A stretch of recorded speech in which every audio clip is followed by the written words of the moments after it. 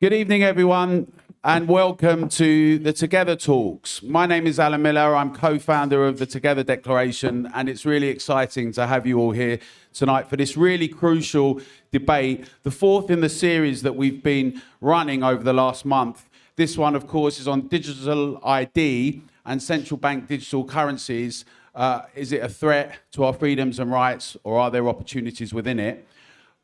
Firstly, just to say thank you to the Light Bar, all the staff, Darren and Kasia and James and all the brilliant team who helped us and supported us. They've actually come through lockdown as well, and they've managed to keep going. It's a great hospitality venue for Shoreditch. So a big round of applause to the team.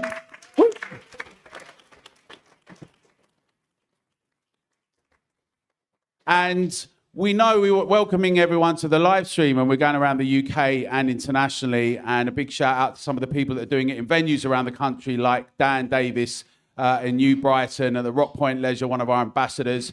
And just to say that we've all been through the experience now of having challenged vaccine passports and vaccine mandates. And we pretty much saw them off in the UK. And that's brilliant. It's not to be underestimated. It's a big achievement. And there's a but, of course, isn't there? Because now we've seen that there's examples such as an older example in India, Aadhaar, where 1.3 billion people are now on digital ID systems with biometrics. And there are some concerns about all of that. There's a concern about the discussions around China and a social credit system. We also know that currently the World Health Organization and the European Union have contracted Deutsche Telekom to have health passes digitally in 193 countries.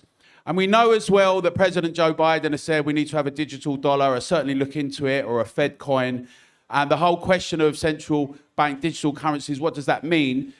In light of, without being too dramatic, having seen President Trudeau recently acquisition bank accounts from people who have contributed to the truckers.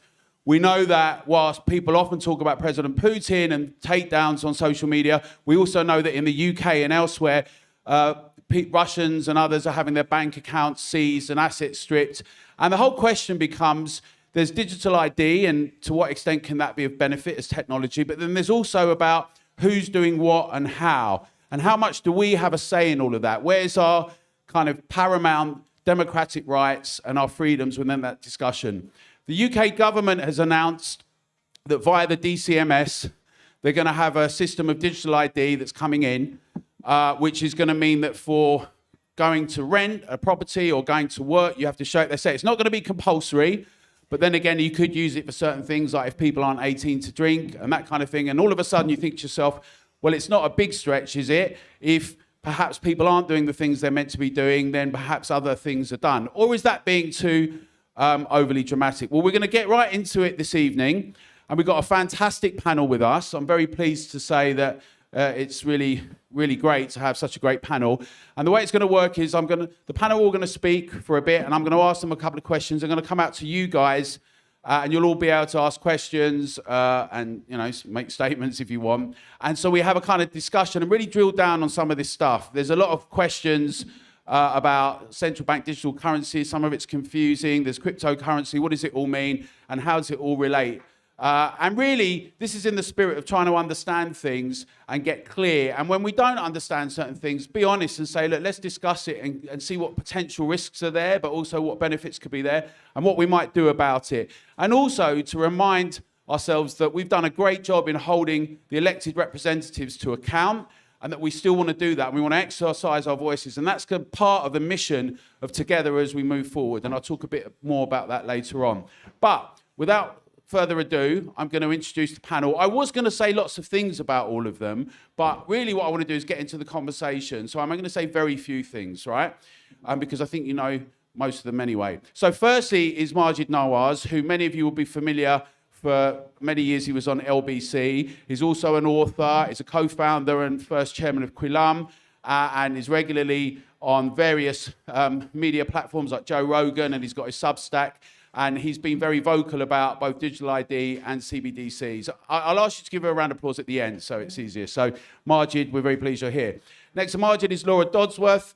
Laura is a photographer, a filmmaker, and a writer. She's an author of a very well-known book that many people will have read in here, A State of Fear, and the role the government played in increasing fear and terrifying us, to be honest, during the pandemic and what that means. So it's great to have Laura here. Then we got Tom Salmon. Tom Salmon is the CEO of a company called The Bakery, which looks at startups and digital companies, but he's also very involved in being in the Bitcoin space and cryptocurrency. He talks internationally. He's just come back from Austin, where he's been speaking about that type of thing. So we're really pleased that Tom's with us.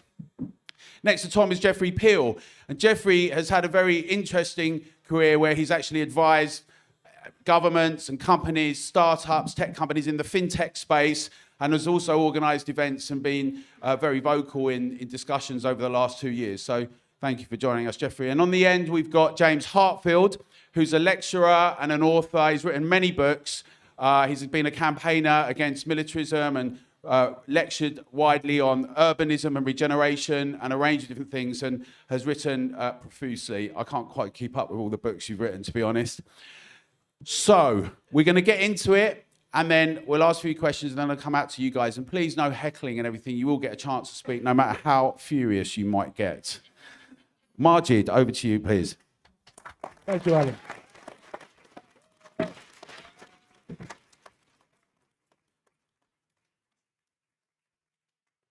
Well, thank you, Alan. Considering I'm at a Together event, I think it's worthy before I begin my speech to celebrate the fact that to celebrate the fact that the mail on, you know what I always say is when people say speak up and the speaker doesn't speak up and they think they are. So I actually will speak up. So I want to congratulate everybody in the audience because the Mail on Sunday reports with the following headline: why more and more experts say lockdown didn't prevent people dying of COVID and call it a monumental mistake on a global scale. And they quote, of course, Professor Hennigan from Oxford. The news is, the narrative is constantly collapsing. And I just want to congratulate everybody that worked so diligently and so hard with Together, and Alan, and everybody in the center and on the fringes, everybody who played their part in debunking the COVID narrative, because it's now all about to come out. They've also reported that it's in the Sun as well as in the Mail, and the headline is thousands of deaths could have been wrongly blamed on COVID. So I know a lot of you were involved in challenging that narrative, and I just want to, before I begin my speech, congratulate you for that. But now on to the topic at hand, which is central banking digital currencies. I only have about 5 minutes, so I'm going to give you a very brief overview of where I think we are with that topic. First of all, what are they, central banking digital currencies, and how are they different from decentralized cryptocurrencies? I think, first of all, part of the problem is that there's a deliberate campaign to confuse people about the two, because what's been noticed is that people are very interested in decentralized cryptocurrencies, and partly because they are decentralized, and the other reason is because they can, by and large, you can remain anonymous while using them.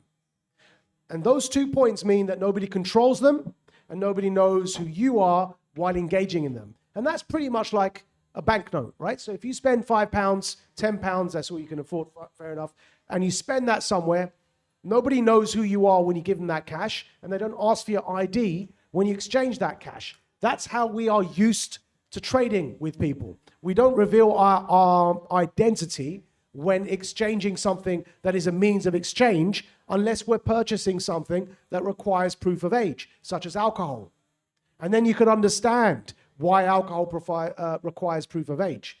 But ordinarily, the default is when you give somebody cash, nobody asks for your identity. Now, that's how decentralized cryptocurrencies work as well.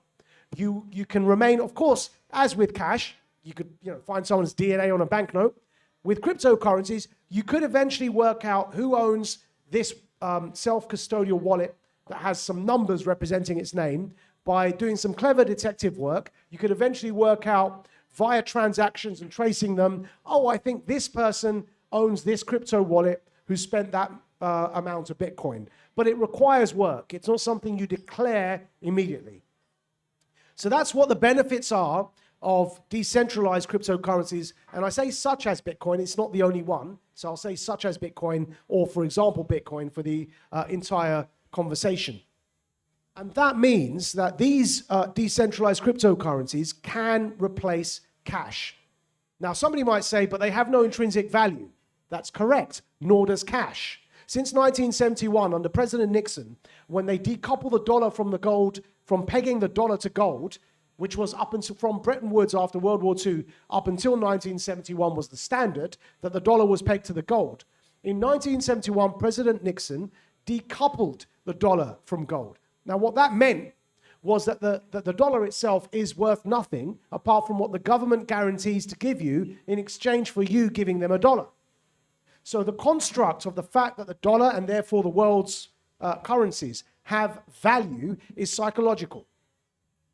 It is you assuming that somebody's going to honor the agreement when you give them $20, $30, that they will give you whatever you want in return for that cash. But the cash itself has no intrinsic value and is not pegged to gold. So cryptocurrencies today that are decentralized are like that. So you will hear criticisms of them, but the point is that no criticism, and this is important to remember, no criticism of cryptocurrencies can also be levied at paper money. It can be used for fraud. It can be used for criminal activities. Well, since when did you hear of gangsters paying with credit cards? Right? Cash can also be used for fraud and criminal activities, but we've been using it all until this time. So don't take seriously any criticisms of cryptocurrencies without first of all filtering it through that lens. Can this criticism also be levied to cash? Yes, it can. And if that criticism can be levied to cash, it fluctuates. It has no intrinsic value. Oh, I might have this today and then tomorrow it's worth something else, just like cash, right? Because of inflation and exchange rates. Yeah? So can the criticism you're levying against cryptocurrencies that are decentralized be levied against cash? Criminal activities, fraud, all of that applies to cash. So that's when you begin realizing there's a campaign against decentralized cryptocurrencies because somebody somewhere doesn't want you using them. Why? Because what they do is they take away the centralized control bankers have in setting global monetary policy. And I say global because, of course, since Bretton Woods after World War II, and it requires war to achieve this, and we're going to come to war in a minute. It requires war to achieve what they achieved after Bretton Woods after World War II.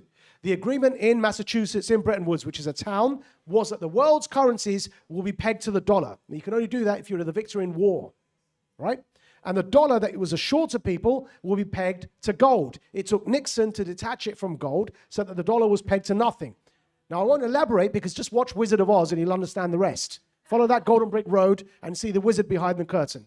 Moving on, when you end up with that situation, what crypto does, decentralized crypto, is it takes away that power because nobody controls who issues those currencies. And as a result, the global bankers don't have that power nor control.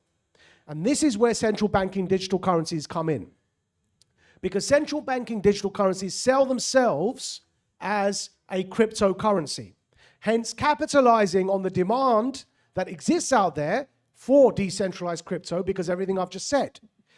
There is a recognition that people are on board with this idea of cryptocurrencies. So what central banking digital currencies do is capitalize on that demand, but instead present something that is easy to control, unlike decentralized cryptocurrencies such as Bitcoin. How is it easy to control? Because even though it sits on the blockchain, which it does, it's issued by the central banks. And the central banks, because, of course, with the power of law, will oblige all of you to trade only in this currency, not in, say, for example, Bitcoin. And to trade in this currency, because it's digital, you will need an app that stores your digital currency or accesses it a bit like a wallet. Now, when you subscribe to this with your wallet, already as the Financial Times has reported, these central banking digital currencies will require ID. They won't come ID-free. Now, in an article that is headlined in the Financial Times, why central banking digital currencies will likely be ID-based. A direct quote from that article.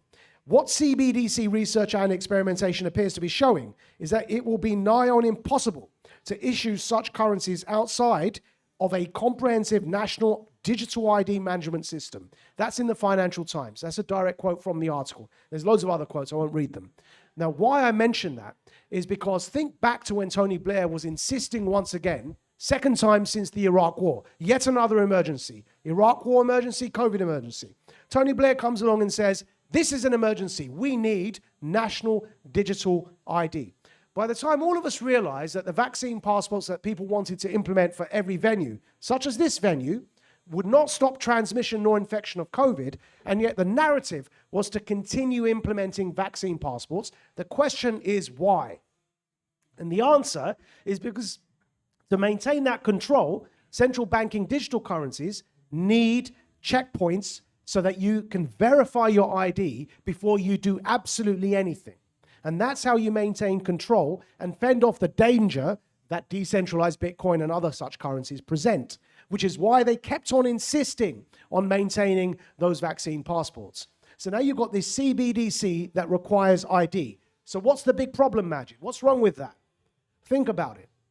Every single transaction in your life that you will ever do and ever have done will be logged and registered on an open ledger, because that's what the blockchain is. Now, Bitcoin avoids this because you don't need your name on your Bitcoin wallet. So it will be a number on the blockchain ledger. Yes, you can be traced by some clever detective work. That's fine. That's like cash. But what CBDCs are is your national identity tied to a digital currency that will log every single one of your transactions forever. Because once it's on the blockchain, you can't erase it. And that gives you absolutely no anonymity. And the second concern is control, because this currency can be programmed. And when it's programmed, it means that it can be set by government and it can determine what you purchase and what you sell and what you buy. And so if you go back to Canada and what happened with the truckers' protests, of course, there the problem is if you're a persona non grata, if you support a cause, if you support some form of magazine or platform that is thinking outside of the box, you're on a list, you can be penalized, and of course, it's an incredible problem. So these are the problems that this currency presents. Now, it's going to come anyway. Nothing much we can do to stop it. So I'm going to conclude by saying, how do we make sure that our rights are guaranteed, even though this phenomenon is on the horizon and is coming at us anyway? And the answer there is we've got to make sure that we protect the off-ramp. Whatever that off-ramp is in the form of a decentralized digital currency that allows for you to trade without being traced and tracked and without being controlled, we've got to make sure that that currency, that off-ramp, that decentralized version is protected. And it's no coincidence, and my last point, that countries around the world, led by China, but others as well followed them, are banning Bitcoin exchanges. So our responsibility becomes to protect the off-ramp so that there's a choice, so that you're not permanently involved in what is total slavery or serfdom, and you end up living like what looks like and feels like a Black Mirror episode. Thank you very much.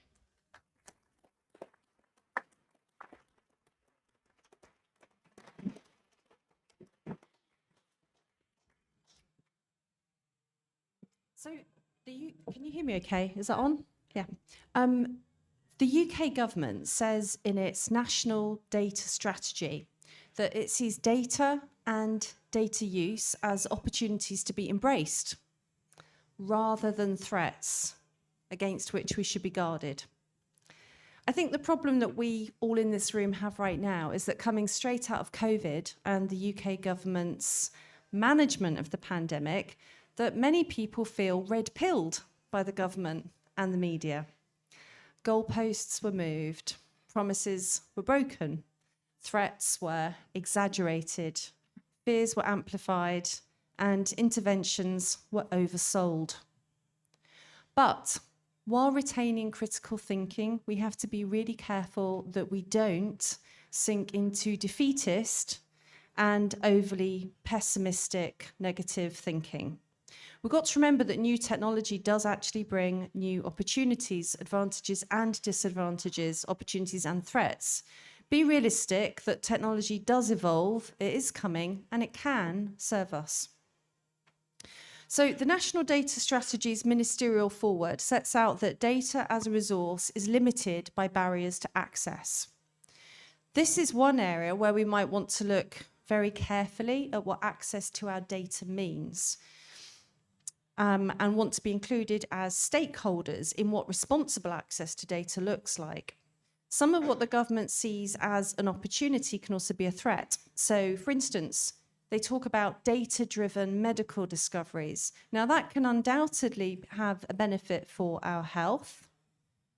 It can also have a benefit for pharmaceutical company and medical company profits.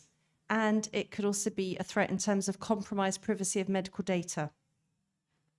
So, Maajid's already talked about CBDCs, so I don't have to talk too much about that. I want to give you a little bit of an overview about what digital ID and a CBDC could look like, because it's not all bad. Smart contracts could execute payments on predefined criteria. If X happens, then Y pays Z. For example, an automated payment on insurance policies. Let's say your flight is late. Beyond a certain amount of time, the payment is automatically made into your account. So there's no claims, there's no forms, there's no calls with the insurance company, there's no delay, no hassle. It's bliss. This is an opportunity. But let's add in the Internet of Things as well. Your car pays the petrol pump for you when you go to fill up your tank. Very convenient indeed, and no need to be tempted by the chocolate by the tills. Another opportunity. But wait, it gets more sophisticated. Recently, there have been proposals floated that we could turn down our thermostat 1 degree to fight Putin. Or we could have car-free Sundays. Now, let's just set aside any ideas about liberty and choice and the fact that the world has moved on and some people actually work on Sunday now. So it's not a very practical idea. Let's improve that idea and let's have a mileage allowance. Let's say there's a mileage allowance for people in the UK. You could drive up to the petrol pump and it simply says no to your car. You're out of the equation. The government, the Bank of England, and the Internet of Things all trumped your individual decision-making. Now, that's an extreme but genuinely possible future scenario. Perhaps beyond petrol, you might only be able to spend a portion of your money in certain geographical regions, perhaps to boost local economies, levelling up. Perhaps to make sure you don't travel too far and stomp those carbon footprints all over the country. It's all possible. Now, for a technocrat, this is an opportunity. For you, it's a threat. The ministerial foreword on the government response to the digital identity and attributes consultation sets out that the digital economy will enrich our lives. And the document is clear that the government wishes to enable widespread use of secure digital identities. The UK Digital Identity and Attributes Trust Framework and legislative proposals will lay the groundwork for the increased acceptance of digital identities across the UK. This government is committed to unlocking the power of data. Enable, lay the groundwork, and committed. That was part of the consultation. This language of laying groundwork, enabling, being committed, enriching, signals a government-led enthusiasm that we should be aware of. And I simply say aware because this can go one way or the other. Now, why the enthusiasm? The UK government estimated that the widespread use of digital ID would be worth around £800 million per year to the UK economy. We need to keep pace with other countries, and online authentication and digital ID could genuinely be convenient instead of physical documents. But when I was trying to research the benefits and the convenient benefits of digital ID for us, the people, whenever I found information from commercial organisations or the government, they didn't state the benefits for the individual, but rather for the state and commercial organisations. The economy will benefit, as I've just said. There could be medical benefits, although from that you can infer benefits for pharmaceutical companies and medical providers as much as patients. So convenience may be a real benefit. Personally, I don't mind getting my driving licence out in a real-world post office, but others may prefer a single login to a government gateway. Now, the government has already consulted on digital ID and the governing body which will oversee digital identity, and that was back in 2021. It sought views on 3 areas: the governance, how to allow trusted organisations to make digital checks against government-held data, and establishing the legal validity of digital IDs so that their people are as comfortable, they're as good as a passport. There were 270 responses, mainly from individuals. Not that many, but it was 2021 and we were in the middle of a pandemic. It's amazing how it got buried. I would add a note of caution here. I don't want to... No, before the note of caution. Sorry, there were 270 responses. I said that, didn't I? And the government has published its response to those responses. So most people said they were against compulsory digital ID and against ID cards. And in response, the government has said it has no plans to introduce compulsory digital ID or ID cards. Well, you have to, this is what I mean. We've been red-pilled. Some people will laugh at this, and because we don't know, do we? Something that's worth being aware of is that the government said it would not introduce mandatory vaccines or vaccine passports, but it did. Another thing to be aware of in the consultation is that the government view was that individuals didn't engage with the substance of the consultation. This is one of our opportunities to let government know what we think. People did signal their disapproval of digital ID in principle. Now, that's not a bad thing because it amplified a concern, but you do have to engage with specific questions. I'm not telling you off like it was all of you. It's just something for us to be aware of, because part of the point today is how can we, as people, shape plans going forward. But if you leave a response area blank, or if you put the wrong answer next to the wrong question, your responses are not included in the stats. We're in the very early stages developing digital ID and CBDCs. I've reviewed the stakeholders that are working with the Treasury and the Bank of England, and they come nearly entirely from banking, retail and credit. I don't think it would be fair to say they represent us, although there was somebody from Citizens Advice Scotland. They don't appear to represent citizens. Now, the issues are very complex, and they are going to shape how we engage with government, with companies, with each other, and how we interact with money itself. Tom Mutton, a director at the Bank of England, said that the government is required to make a final decision on whether a UK central bank digital currency, or Bitcoin, as Rishi Sunak has called it, should be programmable. Maajid was mainly talking about programmable CBDCs, but you have account-based central currencies and identity-based, token-based and identity-based digital currencies. Now, whether CBDCs are programmable, I would argue, is not a question for government, it's a question for all of us.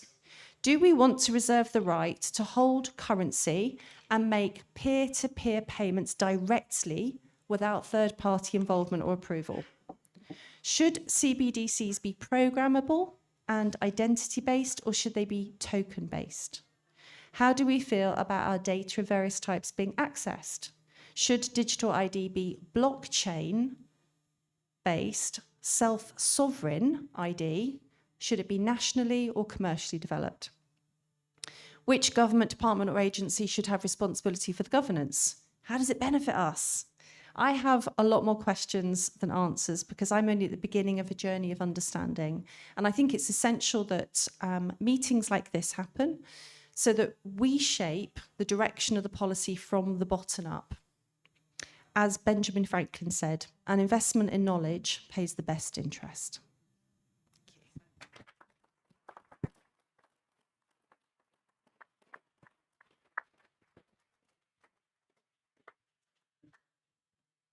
Are we going? I'll stand up just because Maajid did. Hi, all of you. Thank you all for coming along this evening to take part in this discussion. It's an incredibly important discussion, and thanks to Alan for arranging this. What I'm going to try to do is focus on money, particularly because central bank digital currencies are essentially a new form of money, the type of money that we have never really been exposed to before. In order to do that, in order to focus on money, I'm going to have to take us on a little bit of a history tour and remind you of what happened back in 2008. You might remember in September 2008, Lehman Brothers went bust, and it was brought down by the collapse of the subprime mortgage market.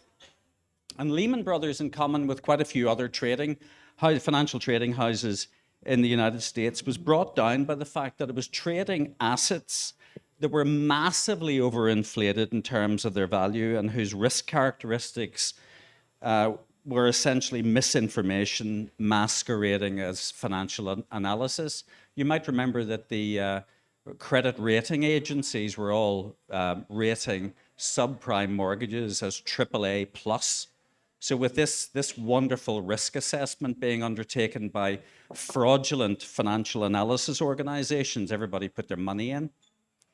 And Lehman Brothers wasn't bailed out. That's why it went bust. It was one of the few financial organizations that was deemed not too big to fail, but others in the subprime fiasco were bailed out. AIG, Bear Stearns, and here in the United Kingdom, we had incompetent, fraudulent banks, such as Lloyds, RBS, HBOS, all requiring emergency funds in order to survive their flagrant incompetence, bailed out by our government. And that act of bailing out was supposed to set in motion a new era of fiscal prudence. But in fact, things got much, much worse. We had an escalation of incompetence. Instead of individual retail banks being incompetent, we created a whole series of central banks that were incompetent. And the bank bailout set in motion the money printing presses, and they've been in action pretty much ever since 2008. And this is important in terms of understanding why CBDCs are coming into play. The idea that governments and central banks came up with was the idea of quantitative easing.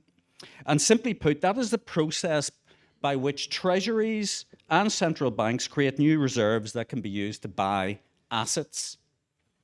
And I mean any type of asset. It could be, it could be that the central banks go and buy the bonds used to provide some pension security to the Ford Motor Company pensioners. It could be all sorts of assets. It could be property. It could be subprime mortgages. And in 2008, those reserves were used to inject liquidity into the banks. But ever since then, the tap has never really been switched off. The Cameron government here realized that actually fiscal prudence, or so-called austerity, wasn't really a great vote winner. And initially they announced that we were going to run surpluses, but they decided that wasn't such a great idea. And in fact, since 2008, the United Kingdom economy has become more like a Potemkin village, the Soviet Potemkin village that maybe has a few facades, but behind the scenes there is nothing. So the money printing exercises undermine the fundamentals of our economy. And note that I didn't refer to taxpayers' money, because this is not taxpayers' money any longer. This is debt, enormous amounts of debt. And in order to perform this sort of public spending conjuring trick, the government needs to essentially smother money. They have fucked money. They have taken all value out of money. In the past, if the money supply increased, the value of money fell, and money markets would correct themselves through interest rates. And of course, foreign currency markets were important as well, because they provided the opportunity for speculation. An inflationary UK economy with relatively low interest rates would encourage investors to take their money into other markets where there were more lucrative opportunities. But since 2008, Western governments have artificially stifled this mechanism with interest rates near zero or even negative. And so-called ZIRP or NIRP, zero interest rate policy, or negative interest rate policy have been pursued.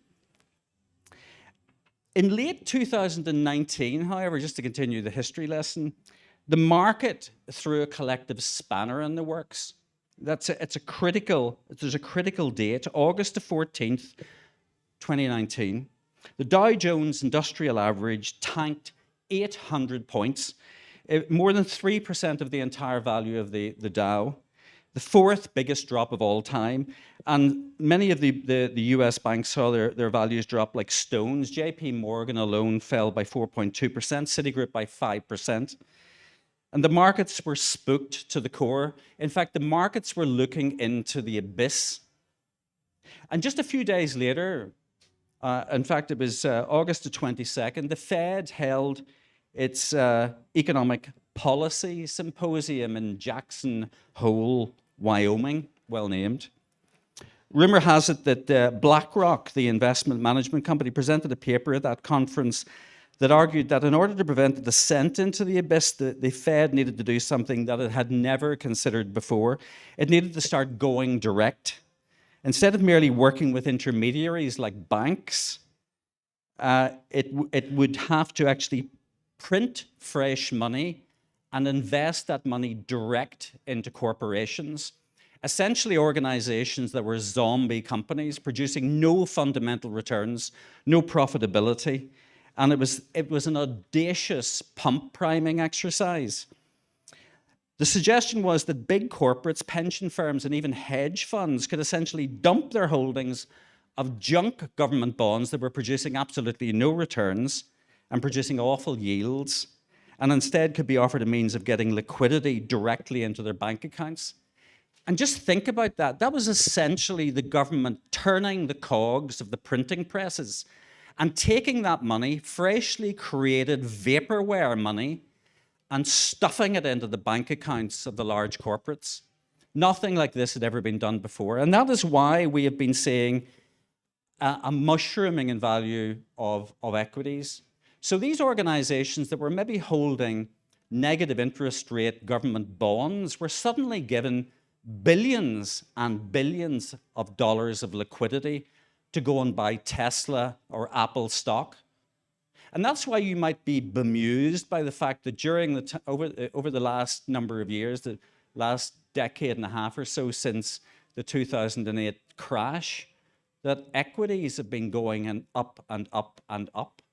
Because what the governments have been doing, the central banks have been doing, has been stuffing cash into organizations that essentially have been insolvent or potentially incompetent. And then, of course, came COVID. Now, I'm not going to argue that this was part of a wider strategy, that there was something else going on, or even get into conspiracy theories. But its arrival is somewhat suspicious.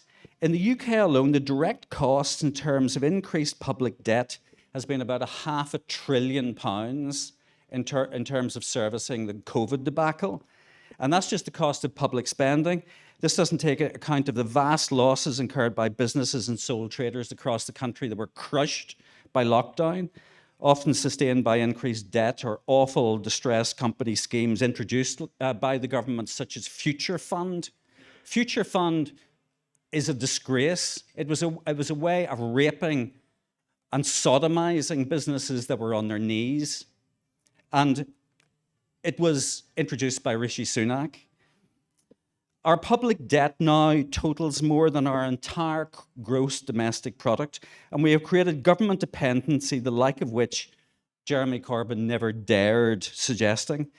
And now we have weird anti-sovereign state consensus emerging from the major central banks that with so much dependence, so much debt, so much connectedness, that the momentum is towards a global reserve currency that will inevitably become the money printer choice for zombified economies and central banks. And where bank bailouts were required in the past, we now have to bail out nation states routinely.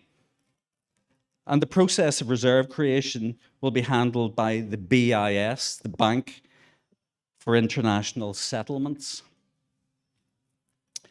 The consequence of all of this will be the emergence of central bank digital currencies that will become the manifestation of fiat money if the money printing continues. The dollar and the pound will essentially become glorified digital tokens or vouchers that will be fungible, date and time stamped. And money availability will be at the behest of the central banks, and our relationships with retail banks will end. They'll be crushed. our relationship will be with the central banks. Just think about that. You won't have to submit a tax return, they'll just take it out of your account. Only central banks will operate, and there will only be one single global reserve bank, which will continue the process of cranking out money. But be in no doubt, the banking system as it currently operates in most Western countries is a glorified Ponzi scheme. Money is becoming devalueless, and valueless money, neutered by inflation, is a consequence of incompetence and big states. And we still have the power to stop this. We really do still have the power to stop this.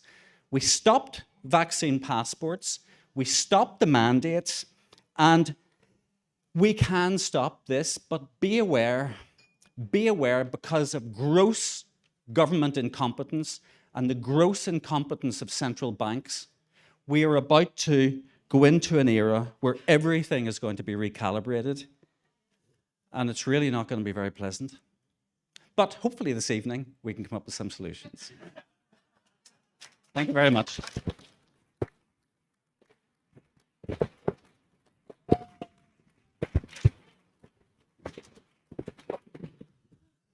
Hi, thanks everyone for asking me to be here tonight. It's great to be here. So I'm going to focus on Bitcoin because I'm what I would call a Bitcoin maximalist, and that means that I believe that Bitcoin is the only really one and true digital decentralized currency. And on June the 3rd, 2009, there was a headline in the Times that said, "Chancellor on the brink of the second bailout of the banks." And that was the day that the first Genesis block of Bitcoin was printed, and that headline was printed in the Genesis block of Bitcoin. And Bitcoin was created partly in a response to the quantitative easing and money printing that was happening in the world.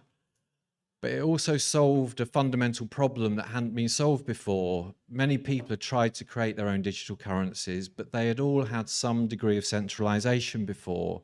That had an organization that had run them, people knew who they were, and so they could be stopped. People could intervene, governments could go and shut them down.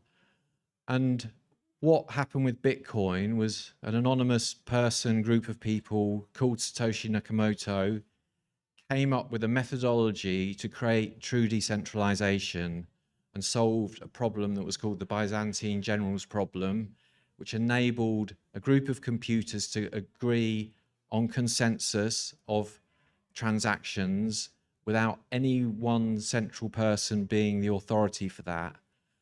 And because they knew they needed to be anonymous, they also knew they needed to disappear, because if anyone knew who they were or found out who they were, they would be able to be coerced by governments into shutting the system down.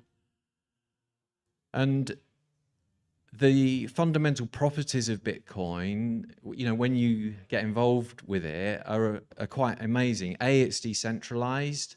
It's also immutable. It means the records can't be changed. And it's censorship resistant, meaning that governments can't interfere with it. They can't stop transactions. And it's also got a fixed supply. So it fixes this money printing problem. And it's more analogous to gold or land, where there's only a certain amount in the world. And it means that no one person can keep creating more of it, and the value of it is fixed. You know there will only ever be 21 million coins available.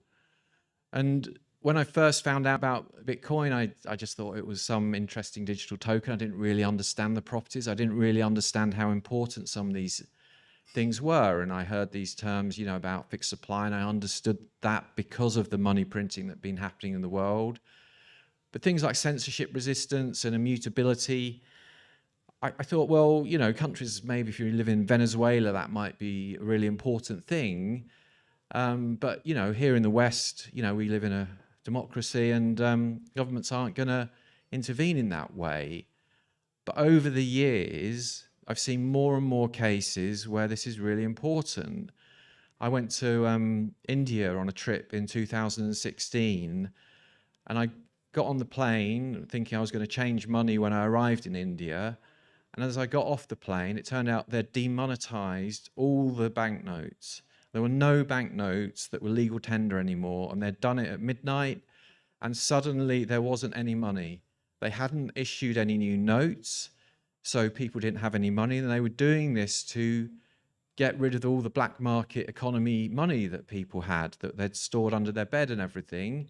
And if you had more than a certain amount of money, you had to justify where it came from. And then they issued new banknotes and issued a digital currency system. And, you know, as we've gone through the last few years, as we've talked about, the things that we've seen happen in Canada, where they've debanked people, is, you know, something again that I thought would never happen. These people hadn't done anything wrong. There was nothing illegal about what they'd done. They'd donated to a perfectly legitimate cause, and yet they followed the trail of those payments, and people that had donated more than a certain amount had their banking taken away from them. And in a society like we live in, you can't operate if you haven't got a bank account. There were people who had jobs, and the employer was saying, how do I pay these people? And do I have to now fire them because I can't pay them? So the sanctity of money and the sovereignty of money is critically important. And the trust that we have in money, as you know, Jeffery said, you know, America took the dollar off the gold standard in 1971 and replaced the wording on the dollar with, you know, backed by the full faith and whatever, and in God we trust. And literally you have to trust the government that they will honor that debt to you. But they have now reneged on that. The sovereign wealth money of Russia, they have said, we're not going to give you that. They have effectively taken the dollar out of being the global reserve currency, because if you are China or Russia or another country, it's not now a safe currency in which to store your money. So this brings us back to buying things like land or gold or Bitcoin. And, you know, Bitcoin is inevitable at this stage. It feels like it's an inevitable solution to a problem in the world. I think central bank digital currencies are inevitable. They will bring them in. They will bring in controls around those things. But there is an option to opt out. There is an option to do other things. And, you know, as Maajid said, it's really important, the on and off ramps into Bitcoin at the moment. People are banning Bitcoin exchanges. They want to be able to track transactions on and off. I made a payment from a digital currency exchange to my bank the other day.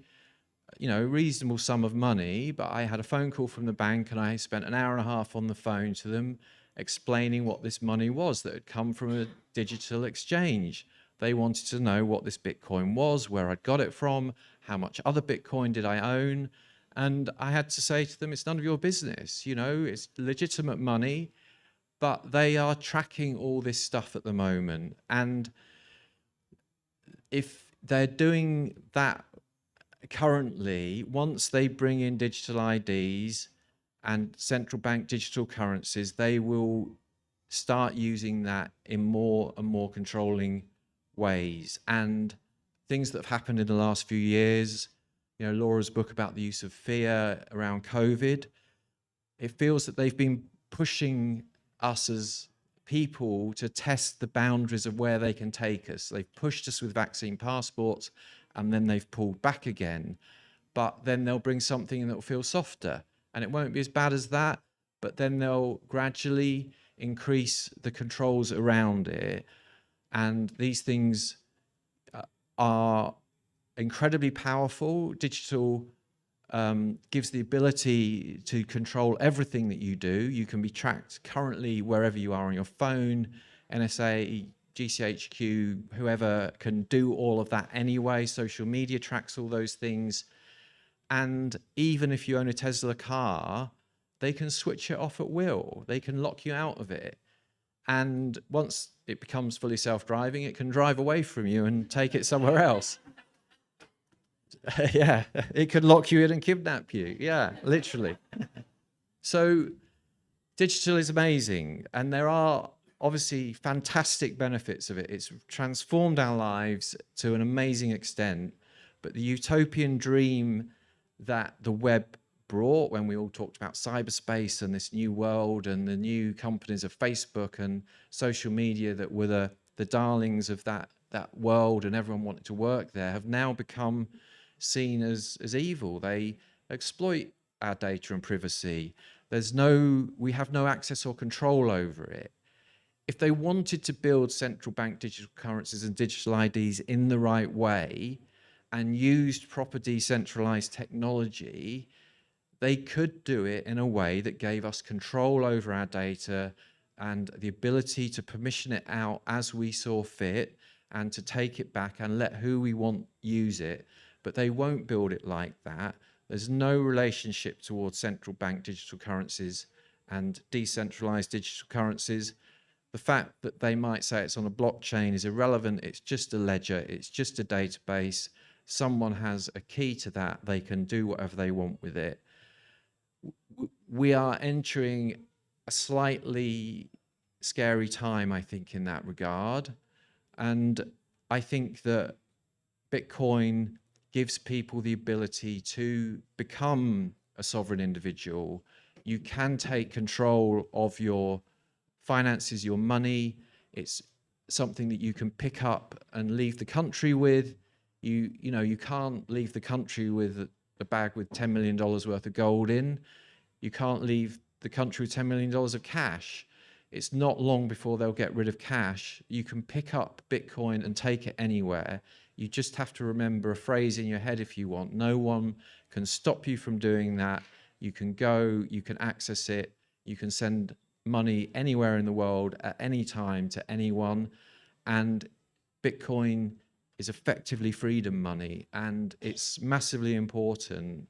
And I'm amazed. I've just been to Austin, to South by Southwest, which is one of the biggest tech events in the world, and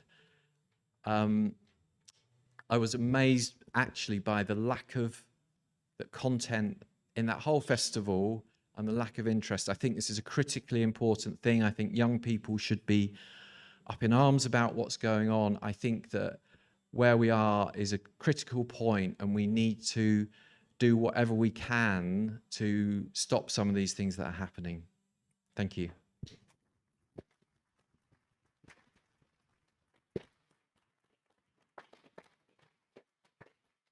We all have to stand up now. I'm beginning to feel like I might be on some other planet because I haven't got any Bitcoin. And you know, who's got some Bitcoin? Have you got Bitcoin? Quite a few of you got Bitcoin. About less than half, though. I think that's right. And those of you that have got Bitcoin, did you buy anything with your Bitcoin in the last month? You did. Right. One person, two people bought something, three people bought something with Bitcoin. So I'm thinking at the moment it's a bit of a minority interest, if you don't mind my saying. I'm not being rude, but I'm relieved now that I haven't got any Bitcoin, or I don't feel quite so bad about it. And the other thing that I've noticed, like a few people have got a drink, which is good. And when you went to the bar, did you pay with cash? You paid with cash.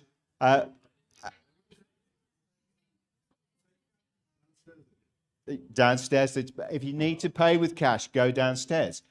And this is the other thing that I feel weird about, is that I haven't had any cash on me for about a year.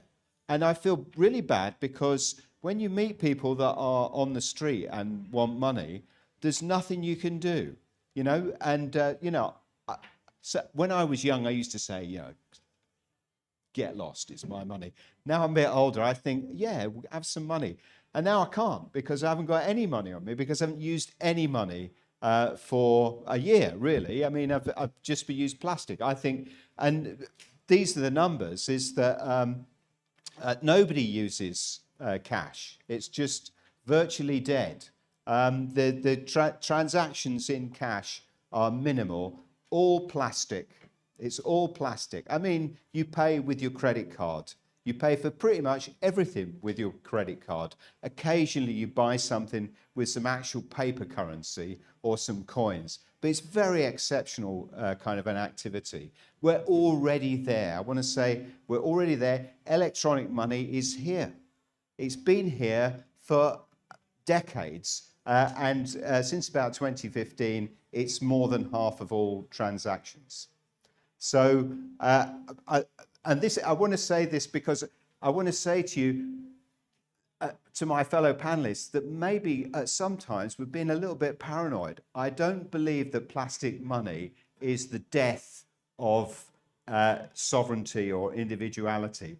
I do know that my bank keeps a close track. I mean, I'm kind of glad that they do keep a bit of a close track, but I know that if I were up to bad stuff, all of those records could be uncovered by the police. They could go into my bank account and they could pretty much trace every single transaction I ever made. That's why when you do buy drugs, you always use cash, isn't it? Because you know that you can't pay with your credit card. It's a very stupid thing to do. And you shouldn't. Don't buy drugs. The reason I'm saying this is because I do think there's a slight air of unreality in saying this is terrible, that somebody's tracking all your money. Of course they're tracking all your money. Barclays Bank, who are completely useless, and we're also on the list of people who took cash, by the way, in 2008, though they never owned up. It's my bank, that's why I'm saying Barclays. They're tracking your money because they don't want you spending money that you don't have. And, well, they do want you spending money that you don't have, but they want to recoup at some future point. It's not out of altruism. It's not out of anything like that. But there it is. It's electronic money. It's been here all the time. It is traceable. It's not as traceable as a whatever you call it, as Maajid was pointing out, but it is traceable. All your transactions, almost all your transactions, apart from the ones you wisely do in cash, are traceable. I also think that people, there's a tendency to blame the magic money. Fiat money didn't come about at the end of the Bretton Woods Agreement. Fiat money came about in 1694. You can see there's a fabulous cartoon by James Gilray. When people brought in, when the Bank of England was created, people said those ratbags are going to cheat us, and Pitt is going to raid the treasury.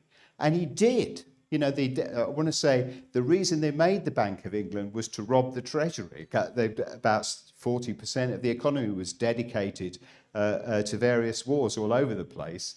And all of that cash it was possible to do that because they'd replaced gold with paper money. Paper money, when it came in, was understood, widely understood, to be a way that the Treasury was going to cheat people out of their money. They were going to rob from the future. But now here we are defending paper money, which people back then knew was a trick, fiat money, to deceive us, to rob us, as they used to do. People always distrust money. Medieval peasants thought there was a magical stone called the Philosopher's Stone that turned base metal into gold because they couldn't understand exchange. It was a novelty to them. People in the, bimetallism was a great campaign of the turn of the last century when William Jennings Bryan said we're being crucified on a cross of gold. He was campaigning against gold, which he thought was a cheat. All of what it was really describing was that the prices were collapsing for agricultural goods and his supporters were broke because there was no market for their stuff. It's true that the central bank has behaved abominably for the, as exactly as Jeffery describes it. But I don't think he's quite got the motives right, because the truth is that when Gordon Brown was treasurer, we had a policy which was to avoid austerity. The social suffering that came with strict monetary policy was considered to be too much, and we had low interest rates precisely to kind of avoid those things. And the there's good reasons why people did that. They don't want a boom and bust economy, they said, and we understand why that was. But it's absolutely true that it brought in a policy of lack of rigor, all those kinds of things. And most destructively, it brought in an economy where people found it easier just to expand through credit instead of innovating and investing in their economies. All the time, I think the trouble with a lot of our discussions is we end up blaming the cash system that we're using, which in the end is only a technology, rather than the economic policy which is behind it. The economic policy which is behind it, if it's not about investment and creating a strong economy, then naturally you will hide that by printing money. In the same way that people will fixate on the symbols of economic failure instead of understanding the basis of the economic failure. So I think it's a bit like don't shoot the messenger. The fact that we're relying upon these bogus policies is not really about the threat of another kind of fiat money, as opposed to the previous kind of fiat money that we had. It's about the economic policy that's behind it. I do think, and we've not talked about this half enough because we've got fixated on the thing, ID cards are a real disaster and we should fight them tooth and nail. Here I agree with you completely. Any attempt to track people's payments in a system which is not controlled by you, at the moment you control the knowledge because you don't have to bank with Barclays. You can, if you want to, pay with cash. You can do all of those things. So where we're being obliged to record our economic status, absolutely, we should oppose that, and that's a real problem. In the same way, we should oppose compulsory ID cards. But don't be deceived. Lots of people are going to embrace ID cards because they're fed up with having 30 passwords. And the only thing that gives me any hope on that score is the government is bound to mess it up, as anybody knows who's tried to pay their tax online recently, and forgotten their digital password, gateway password, and had to do all that. And remember another password along with the 38 other variations of your mother's maiden name spelled backwards. So I'm convinced that, like the previous, digital, it still exists. By the old digital ID exists. The old ID card, existed until about 3 years ago, and then they just dropped it through lack of interest after they'd kept it after refusing to make it compulsory because it fell out. We ought to avoid any kind of compulsory ID cards because that's about government controlling us. We ought to campaign against any obligatory reckoning of your financial transactions because that's people controlling us. But I don't think we should get into the thing where we're against any technological innovation, many of which we already, we use all the time, because don't tell me that it's not really convenient to pay with plastic.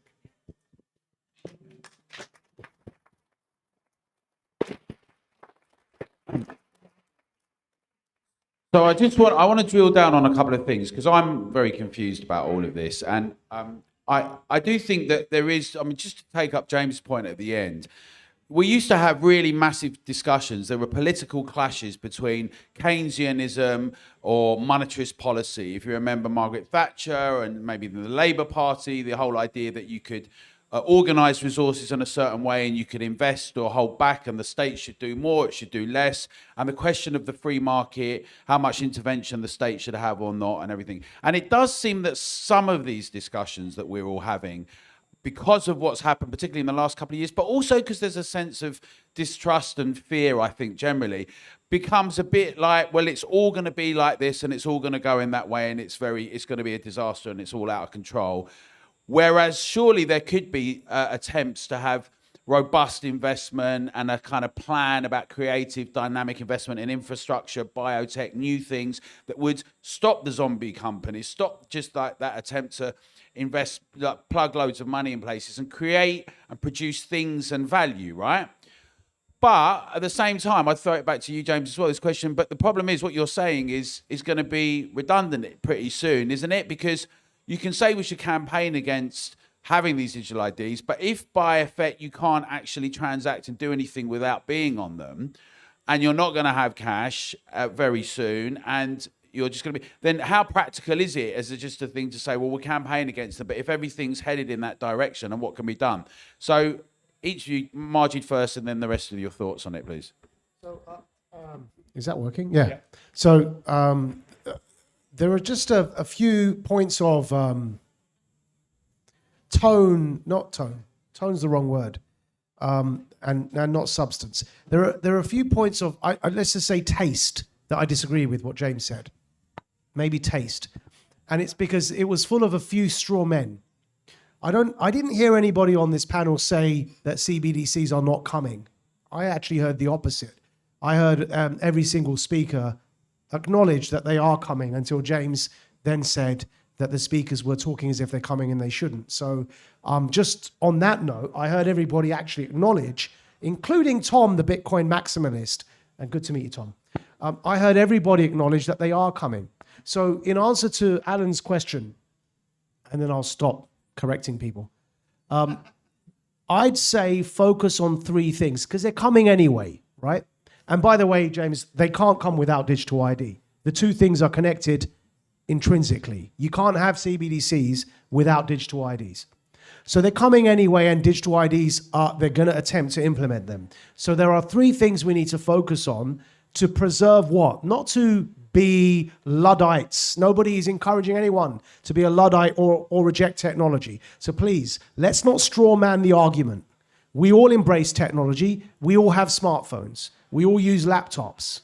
We all love technology. That's not the point. The point is the following. 1, protect my privacy. 2, don't try and control me or enslave me. And 3, allow me an off-ramp. And the off-ramp used to be cash, and it will be Bitcoin, right? Those 3 things are all we need to focus on. Stop monitoring me, stop trying to control me, and allow me an off-ramp if I want to exit that system. Cash used to provide that off-ramp when they erase cash, which will not be my choice. So yes, by the way, James, I have used debit and credit cards, not just credit cards, for every single transaction I've made for about 5 years. I don't carry cash because I see what's happening. Now, the point is, I'm not the one erasing cash. The government, the state is erasing cash. So if you're going to do that, allow me the choice of an off-ramp, because, by the way, I believe in the decriminalization of drugs. As people are talk, once they've come back, I'm going to start coming out to you guys. So if you get ready, we're going to start having someone here with a mic. You can think about coming out here, but we're going to go for it. Laura. Okay. Oh, well, really interesting talks. I was just avidly listening to everybody. I learned a lot. James, I'm sorry, I don't want to feel picked on, but I'm going to pick on something you said as well, because you referred to digital currency and digital money. And I think it's really important to draw a distinction between digital currency and central bank digital currency, because you referred to traceability as though people object to money being traceable. And as you said rightly, it's already traceable. The thing about central bank digital currency, the risk is not that it's traceable, but programmable. So for instance, you and I could have different interest rates. We could have different things we're allowed to spend our money on if it's programmable and linked to an identity. And that, in a sense, then, is a precursor to a social credit system, which isn't just an episode of Black Mirror, which Maajid referenced, but is actually happening in China. And they've been trialing it for over a decade. You know, if you don't pay a civic fine on time, your travel rights might be taken away from you. So the danger isn't simply that something is traceable, although I would like to reserve peer-to-peer anonymous payments. The danger is that it's programmable, and that's a complete game changer in how we interact with money. So thank you. So just is this yeah? So just to address James's point, plastic money. You know, we're not talking here about the replacement of plastic money with another alternative plastic money. We're talking about the eradication of the retail banking system. that your relationship, your direct relationship in terms of the use of plastic money will be with the central bank. And don't be in any doubt that there'll be a few of them kicking around. There won't. And remember, many of the banks were nationalised in 2008, so the government already owns them. Lloyd's Bank is now buying more new properties than any other organisation in the United Kingdom, so that of course, nobody's going to own anything. So we might as well just rent our properties, so we won't own assets. So it's a kind of first iteration of this whole idea of everything, all the asset classes moving away from the retail banking system or from individuals to the central bank. Just one other point. I've been trying desperately, it's kind of one of those bucket list things, to read all 3 volumes of Charles Moore's biography of Margaret Thatcher. I've just managed to get my way through the first volume. And when Margaret Thatcher came into power, the entire public debt in the United Kingdom was 10 billion sterling, 10 billion. It's now 2.4 trillion. 2.4 trillion pounds, 2,400 billion, 2,400 million, I don't know. I don't even know how many knots that is, So this is an entirely new paradigm. The avoidance of austerity. We're looking at a situation where there was never any austerity implemented. There was no decrease in public spending from 2008. Francis Maajid talked about the bonfire of the quangos. They're all still trading. They're all still sucking. They're all still leeches on the back arse of society. We still have Ofcom. It was going to be one of the first onto the bonfire, and we still have it. The other point is the idea of digital IDs that need to be resisted. Remember, it was Blair who wanted to introduce digital IDs. This was the backdoor entry into digital currencies. He knew what was happening. The whole process of moving towards dependence on money printing happened under Blair's watch. Yes, he ran a few surpluses early in his term, but then the Tories just did it with bells on. And they tried to implement certain ID systems. They introduced gov.verify, which is an utter fiasco. And now they're having another attempt by crippling the economy and implementing COVID policies. So be in no doubt, what we want to do is retain our retail banking systems because they work. They do give us advantages. The plastic works. It's wonderful to have contactless payment. But what we do not want is bloated, disgusting, incompetent government. We need to shrink it. We need to cut it to size, and we need to get it out of our lives.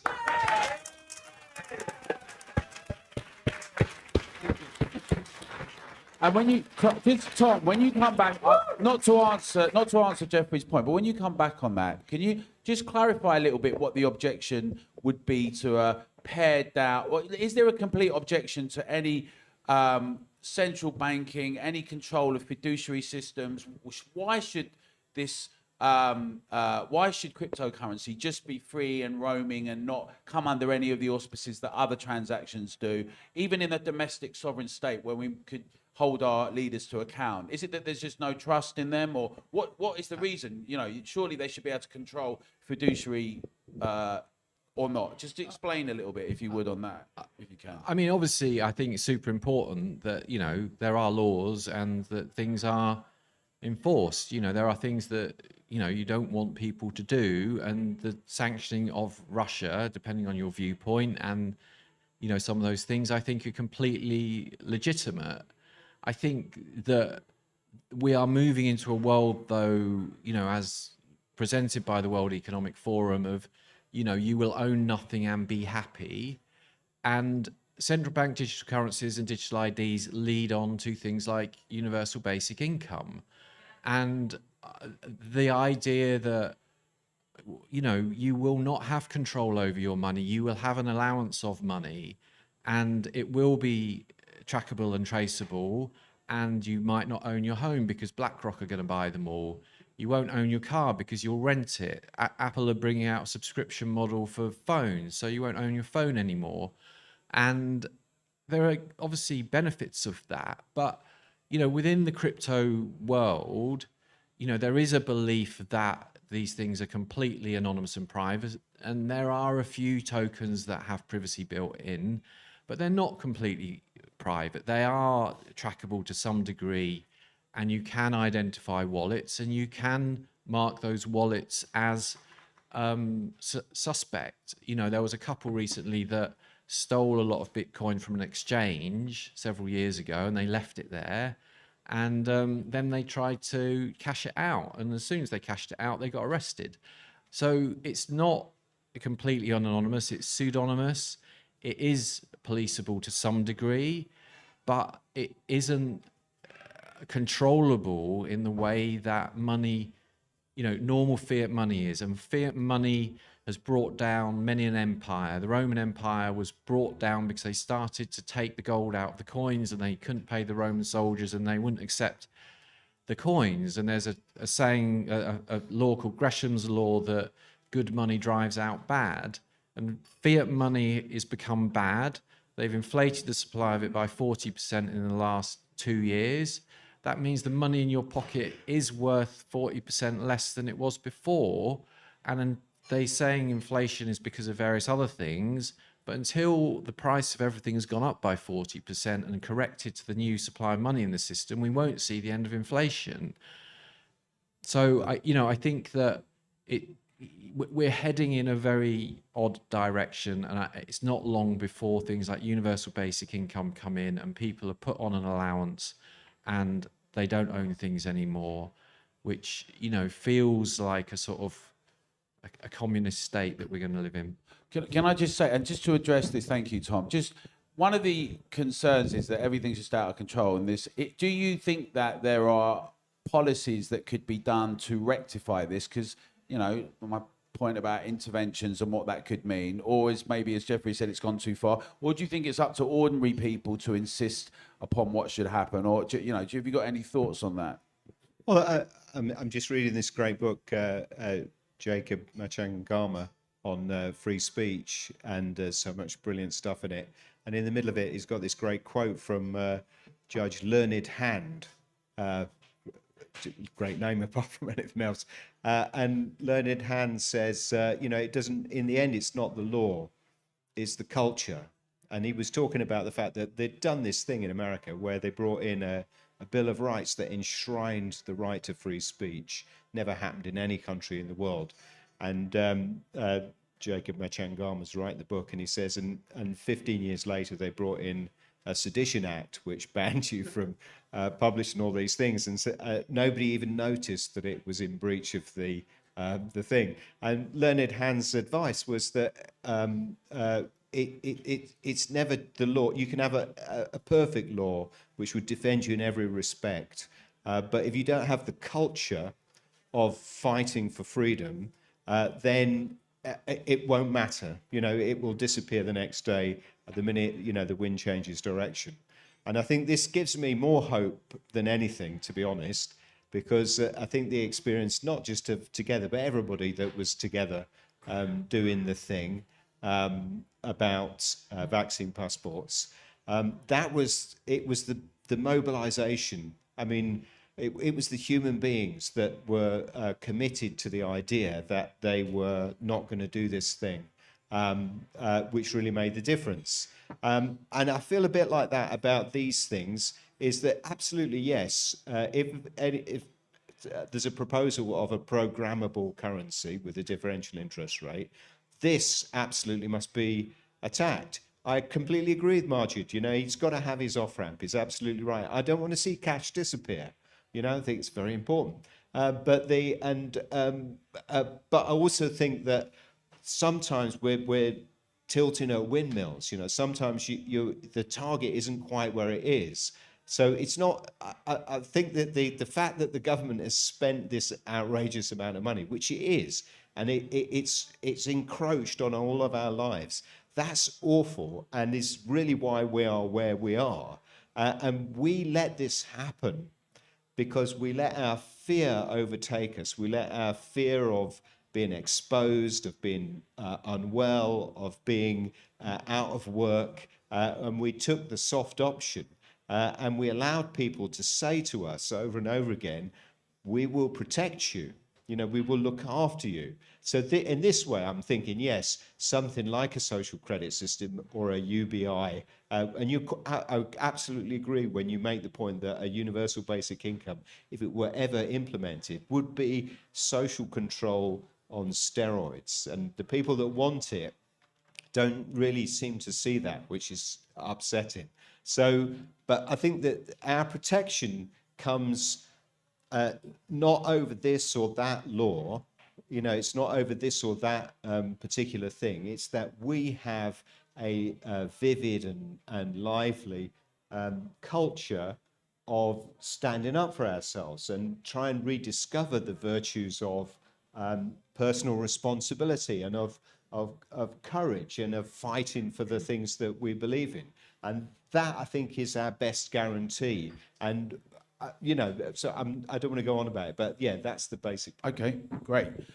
We're going to start taking some rounds of questions. I'm having a little table dance there, which is very unpleasant for everyone. Not really, but you can come up. You're going to see Francis here. If you come up, a few of you, and we're going to take.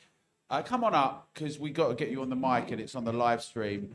Just come round that way, and if you get in a little line, we'll have. Together shirt, fantastic. Susie first, and then if you get round and then come up to the front, we'll take 4 or 5, and then we'll come back to the panel, and then we'll come back to you again. And you take one of them, don't take all the questions, just choose one. Right. Thank you. I've got, is it on? Is it okay? I have 2 quick questions. First for Laura, I saw a tweet you wrote today in answer to an inane comment about living authentically as a woman. And I wondered if you, in your dystopian future, you had considered the idea that they could program into our IDs whether we're allowed to be a woman or a man. So if you've considered that, I was wondering if you could answer that. And the second thing, to Jeff and to Tom, in 1989, Margaret Thatcher came back from a meeting with Gorbachev and said she was very concerned about the reunification of Germany because we need opposing forces for stability. And what she was afraid of is that with dropping the Iron Curtain would not take a democracy west, it would bring communism and authoritarian east. And it's quite possible with what we've seen in the in the European Union that that's happened. So do you think that we could have a world where fiat and decentralized crypto could keep each other in check if we re-strengthen fiat? Yeah, great. Okay, thank you. There you go.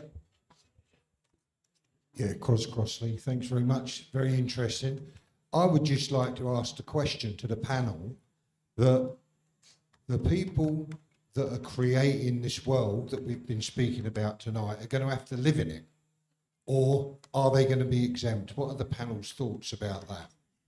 Good question. Great. Thank you.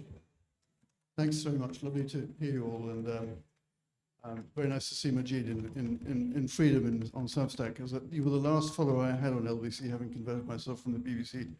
When you left, I switched it off.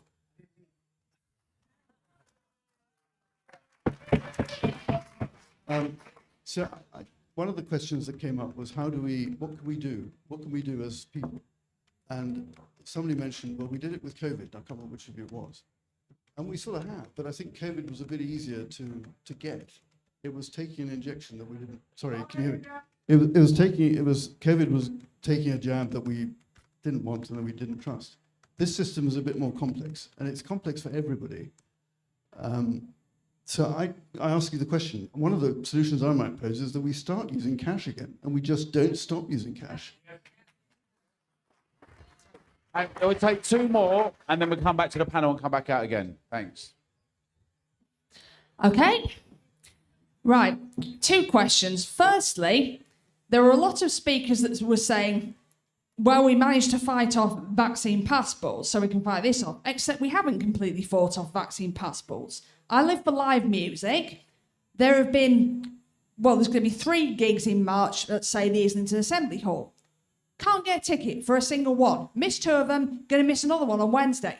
Because their website says they're demanding people's medical details. So I can't buy a ticket because even though some friends that went to one of them said they didn't demand medical details on the door, if I go there and they suddenly decide they are, I have no comeback.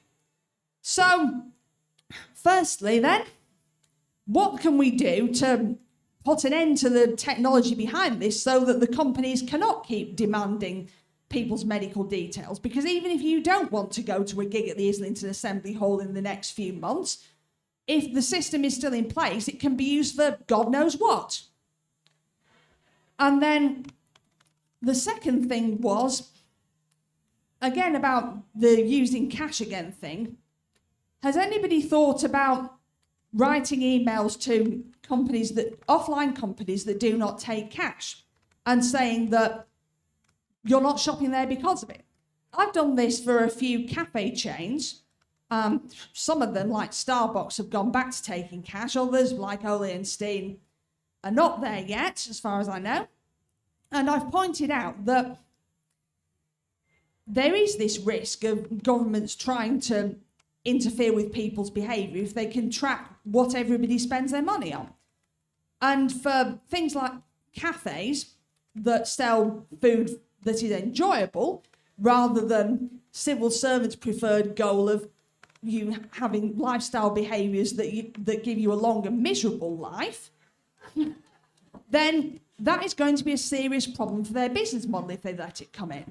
So I've pointed that out. So any thoughts on that? Thank you. And then one more, yeah. Hi, 2 points. Centralisation. Speak into the mic, please. 2 points. Centralisation. It doesn't just rely on universal basic income.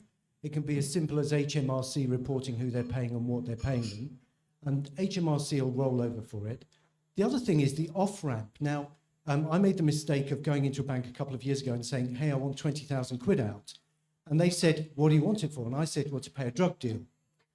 And they said, you really? I said, no, it's for gambling debts. He said, it doesn't matter because you've said it's a drug deal.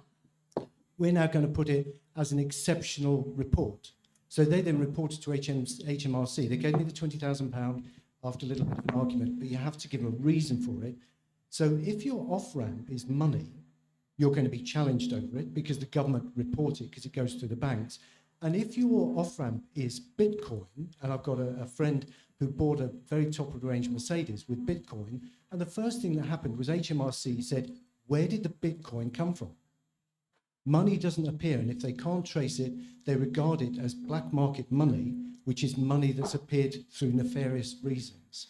So I think the off-ramp is a problem because it won't be used. You could have £1 million worth of Bitcoin, and you won't be able to spend it. And I don't think that if HMRC agree to do it, that you just need universal income. It will be, everybody will be challenged. So I want to ask a question on this as well, because it is the kind of thing when you've got 20 million of one thing, and how does it become a medium of exchange for everyone in all practical realities? But also, surely, I mean, the digital ID discussion is really important, but no one seems to talk about economic policy anymore. So you've had this thing that, Jeffery, you described brilliantly about what's happened in the last 20 years. But where are the people arguing for particular policies about robust dynamic development, about wage increases? As it happens, we've had a sluggish economy where very little real growth in wages has happened since the 70s. Why is it the case that that's not there, and how much of a role could we do in that? And would that offset some of your concerns if we had a more active impact on people running society, or perhaps ourselves decided that some of us wanted to help run that society to say, or is it just the case that any of the people in power are always going to do things terrible and that's that? So just add that question to it. Whoever wants. Do you want to come back this way this time, or no? You got start with you, Jeffery, and then whoever wants to jump in. Just on that point, there is the productivity issue, and the fact is that it's very difficult to justify wage increases when you've got an appalling rate of productivity in the UK, and that's largely because there's been this move away from the commercial sector to government employment, and that's a function of government spending. So, you know, I come from Northern Ireland, as you probably gather from the accent. We used to be a total basket case economy. You know, we were totally dependent on public sector employment. And we managed actually to get away from that. We're not as much of a basket case as we used to be. But of course, the counterbalance is that the rest of the UK went the same way. It went totally dependent on government spending, and there's so many. You hear about this. When a government pools funding, that there's a knock-on effect in terms of the number of organisations that are dependent on it, because so many organisations, unfortunately, are at the trough, festing on government spending, and that's not an appropriate way to do business. We need to become a trading economy again. But just to try to answer some of the points, the EU question that Susie asked, this is absolutely critical. Part of the plank, the Brexit argument, was that it was about preserving our sovereign currency against the European Union currency, the euro. And of course, what have we done? We have totally destroyed our own sovereign currency. The United Kingdom wasn't quite a reserve currency as the US dollar is, but this is, to this day, probably the most important capital market in the world. Most euro-denominated clearing happened out of London prior to the EU, and probably still continues to be cleared out of London. We have one of the most important stock markets in the world, vying against NASDAQ and so on for new market listings. This is an opportunity. Brexit should have been an opportunity for us to protect our currency, to protect the crown jewels, to ensure that we started building our commercial base again. Instead, it's been squandered by chancellors who have had their snouts in the trough. So it absolutely needs to change. Another point about the use of cash, it isn't necessarily the case that we have to depend on the use of paper money as a means of using cash. There are technology solutions. Case in point, the e-krona in Sweden is a decentralized wallet that allows, for example, elderly people to spend cash. The government has no oversight of it. They have no insight as to what money you hold in your wallets. And the technology, ironically, decentralized technologies can enable cash to be used, electronic cash. I'm not getting at electronic cash per se, and I'm not saying that we should have some sort of antediluvian all paper-based cash solution. That's not going to happen. You can't uninvent nuclear weapons, but we can take the benefits that you alluded to in terms of plastic money, and there are systems such as decentralized wallets and so on that we can use. And one point, what the government has done as well is it started invading the Bitcoin space as well, because in order to have a Bitcoin wallet, you have to go through what is called KYC, know your customer. In other words, give away all of your privacy details. And so the government still knows what cash you're holding in Bitcoin wallets, because the Bitcoin wallet vendors are forced to do that. So there are means of getting around this, but the government still keeps insisting on encroaching.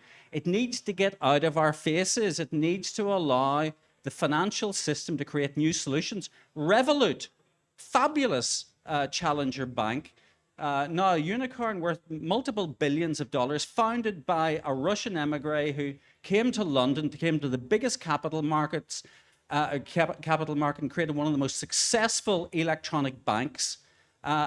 Absolutely revolutionized retail banking. So when I talked earlier about keeping the retail banking system, creating a parallel system outside of control of government, I meant it. We can take advantage of technology here, but in the process, we cannot allow government to control. Okay. You don't all have to speak, but anyone who wants to come in yet, right, go for it, Tom. We'll try and keep these bits quite quick. Yeah, I'm going to come to the next round. I mean, really, I'll just keep it very short. But I mean, on the monetary policy bit,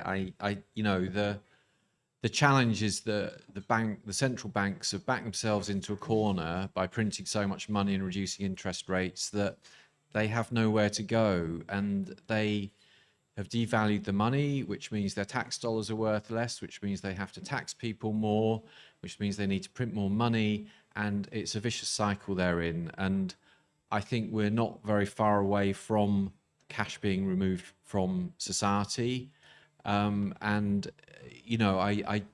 I think the monetary policy bit that Alan was talking about, I don't know.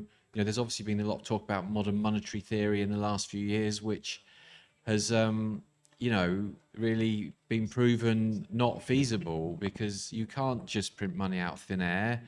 And from a productivity point of view, through globalization and offshoring, lots of jobs, manufacturing have gone to other places. And that's a real big challenge to restart economies around production and things once you've got rid of that out of society. Okay, great. Okay, so I'm going to answer the gender critical feminist question really quickly because it's off topic. No, I don't think they will introduce sex in ID. Sex is already programmed into our DNA. The question is self-ID.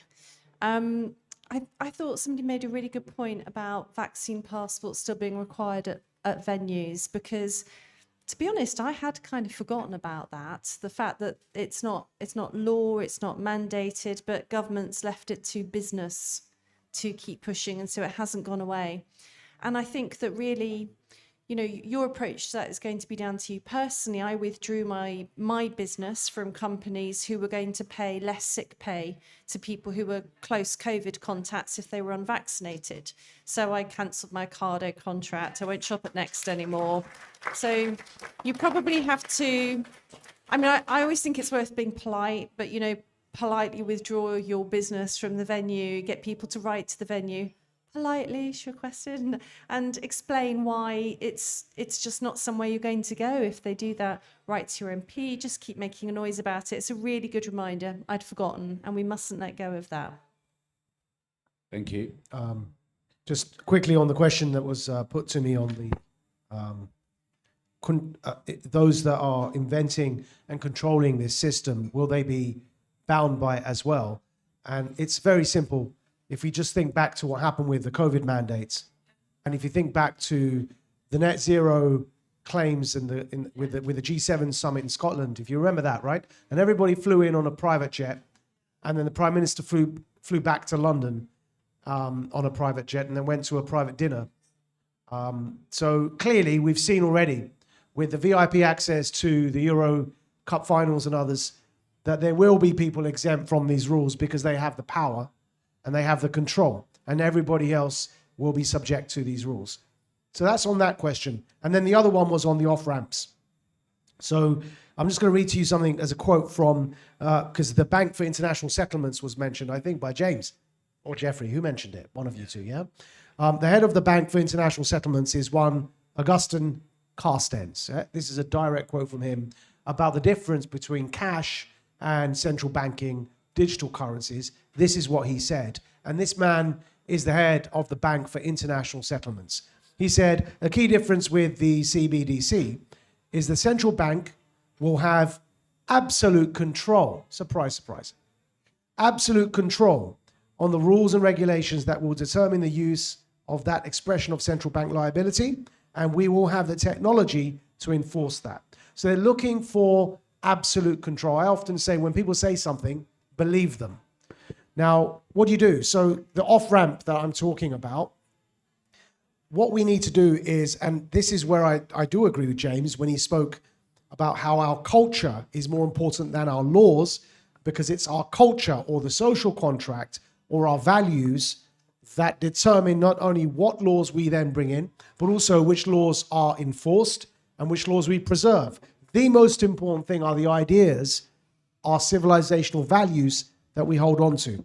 So what I'm proposing is that one of the key civilizational values that we need to fight for, the way that we fought to oppose vaccine passports, is to preserve the off-ramp so that they do not have absolute control over our lives. Now, the off-ramp, yes, it's not realistic to think cash will continue to exist. So the off-ramp will be decentralized cryptocurrencies such as Bitcoin. And what we need to fight to preserve, both legally, but also in terms of regulations, is that it is not stigmatized to exchange back and forth cash to decentralized cryptocurrency, or CBDCs as they will become, as cash will become, that it's not stigmatized to exchange that the CBDCs, to decentralized cryptocurrencies. The other thing we have to preserve are peer-to-peer decentralized cryptocurrency transactions. Now, currently you can do that on a self-custodial wallet. So not Coinbase, because they store your decentralized cryptocurrencies on an exchange, and those servers are subject to national law. But there's something that is called a self-custodial wallet, and your access to that is through a crypto key. If we can preserve and protect peer-to-peer exchanges from Maajid's self-custodial wallet, say, to Laura's self-custodial wallet, and that is direct because of the fact that it's protected through encrypted keys. It's direct from my self-custodial wallet to Laura's. What we need is for the law to stay out of that. Where'd you get tax revenue from? Well, if I then exchange that Bitcoin back to CBDCs, back to, say, a Bitcoin, feel free to tax me on it because that's your realm. But I want to protect the fact that I can have a peer-to-peer exchange between me and Laura or me and Tom without you telling me what I can buy in that process. That's what we need to protect. And how we protect that is through engagement such as this evening. We've got to raise awareness around this to the point that it becomes part of our cultural DNA that there needs to be that off-ramp. Can I just say one quick thing? Quick, and then James, Just, back up. I want to say that, following on from that money is freedom of speech. And without free money, there's no freedom of speech. As we've seen in Hong Kong, when people went to protest, they were tracked and they could be arrested. And if you haven't got free money, you haven't got freedom of speech. And the two things are inextricably linked. And it's hugely important that private money and people can travel and go places and protest. Otherwise, how do we make change if we can't do that? Okay, thanks.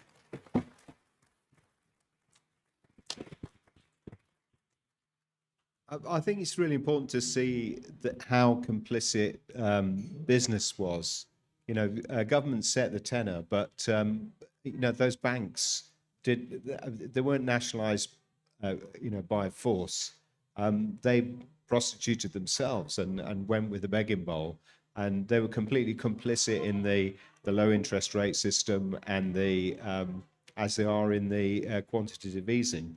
I don't know where this alternative banking system is going to come from, because it's certainly not going to come from Barclays or any of the other major banks, because they're all completely in on this kind of a thing. So I think we need more thought anyway. If you think we can get out of that, I can't really see how that's going to happen.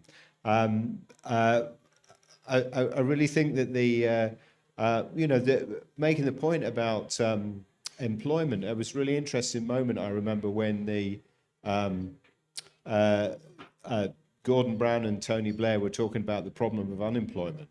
And they didn't talk about the fact that people weren't making stuff.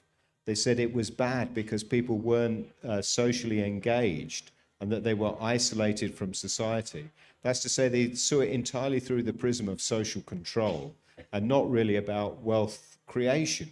And I think we did get a situation where we were employing people not for the sake of making stuff, but because we didn't want to lose them. There was this anxiety about the NEETs, not in employment, education or training. It's like, oh no, they're out, they're off the reservation. What are we going to do? And people have begun. The big problem was that employment policy came to be seen principally as how do we control people rather than about how we create wealth. All right, we're going to come to some people here now. One thing I'd like you to think about, this whole thing that you're going to own nothing and be happy, there is also the case, as well as non-productive investments, there's been a glut of investments in housing rather than productive creative investment. We think we own our house, but really most people have got mortgages unless they're cash buyers and highly... it's all contingent on the system. And like with art, some people have got some of it. But when we talk about everyone, we should remember that not everyone is participating in that. Some people have been renting all along. And obviously there is a division still within society and a distinction. And that's also part of my concern with the discussion around the digital currency thing. There's some people who really understand it and in it, but like with the discussion in India, many of the people who are most impacted, but that were meant to be brought into it, are in the kind of the poorest and the most estranged. So how you begin to reconcile that? But yes, let's have your questions, please. I've just got two. The first one with the Bitcoin is what happens if there's a Carrington event, because we're overdue one. There's a what, sorry? A Carrington event. That's a mass solar rejection. It would take out the power grid. That's the first one. Take out the power grid. Yeah, so is the record all lost then? And the second one is to do with what we're up against. This is a quote. Daniel Schmachtenberger runs the Consilience project, which is well worth looking at. And he happened to be in a meeting with people who basically run the financial industry, so at the very top of the tree. And this is their view of us. So they said, apex predators define the topology of the space. Either you're the apex predator or somebody else is, but apex predators are going to be the ones who run shit. And if you don't like that, you just won't be one of the ones who run shit. One of the guys said, all animals are either predators or prey, and predators don't feel bad when they kill prey. And if you feel bad when the prey humans die, then you've just said what kind of animal you are, and that animal doesn't run the world. If you want an off-ramp, you're going to have to deal with that. Thank you. With clarification about who said that? It was the people who basically are at the top of the tree in the financial industry. Do we know any specifics? He wouldn't give their names. Right. His name is Daniel Schmachtenberger. He runs the Consilience project, but he wouldn't give the names of the people he was speaking to. All right, thank you. Yeah, no worries. Hi, thank you everyone, and thank you for together. It's really appreciated seeing the work you've all been doing. I found the discussion really interesting. I wish we'd focused a bit more on sort of the civil liberties side of what digital ID means. For example, perhaps not even this meeting would be able to take place with digital ID, i.e. social credit systems. We have a government who are very happy to push people down and make us seem like very little. And we've also seen a lot of people, the 33% of the population, who are very compliant, very obedient, will be aggressive and try and marginalize people who have views like us. So I'm worried about an event happening such as cyber attacks, which are being talked about with this Russia-Ukraine thing, being used as an excuse to bring in digital IDs and everyone saying it's a necessity rather than something that we want and out of convenience, which are good arguments, but we need to be prepared for any eventuality of what they're going to do and be prepared to take on that argument and be 2 steps ahead of them when they bring that argument out. So it wasn't so much a question. I know That's great. We don't have much time. Contribution, that's great. Thank you. Thank you. Yeah, first of all, thank you so much for this opportunity. A few years back, I had crypto ATM terminal business. And I would like to ask you, so we were operating until it became basically a highly regulated market, and the licensing fees became very expensive for us to continue to operate. So I would like to ask you, how do you fight back against organized crime with a global decentralized financial system? Okay, good question.